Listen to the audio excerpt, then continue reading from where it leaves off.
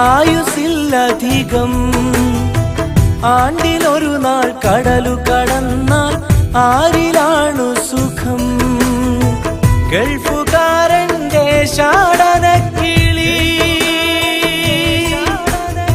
ഗതിയറിഞ്ഞാൽ കരയും എല്ലാം എപ്പോഴാ വന്നേ? ഞാൻ 2 ദിവസം എപ്പോഴാ പോന്നേ? തുടരാമിനിയും സൽക്കർമ്മവുമായി സഹായിയായി തണലായി ഉരുകും മനസ്സിൽ ഉണർവേകാനായി ദുആ കരോ ബദലായി.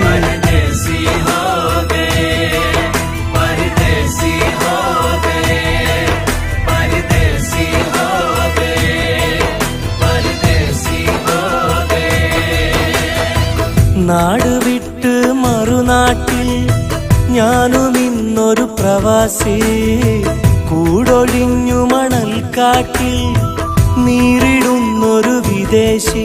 ഈ മൗനവിലാപം തീരുവതെന്നിവിടെ. ഇനി മാമല നാട്ടിൽ എന്നു വരും തിരികെ. പല നാട്ടിലെ മാനവര് അവരിവിടെ സഹോദരര്. വിധി നീട്ടിയ വീഥികളിൽ വിരൽ കോർത്തൊരു സ്നേഹിതര്.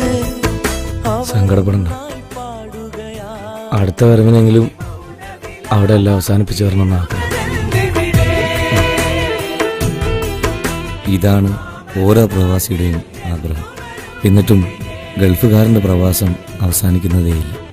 മക്കളെ പഠിപ്പിക്കണം, അവർ കെട്ടിച്ചേക്കണം, വാങ്ങിയ സ്ഥലത്ത് വീട് വെക്കണം, വീടിൻ്റെ ലോൺ തീർക്കണം. പരിഭവങ്ങളും പരാതികളും പിന്നെയും ബാക്കി.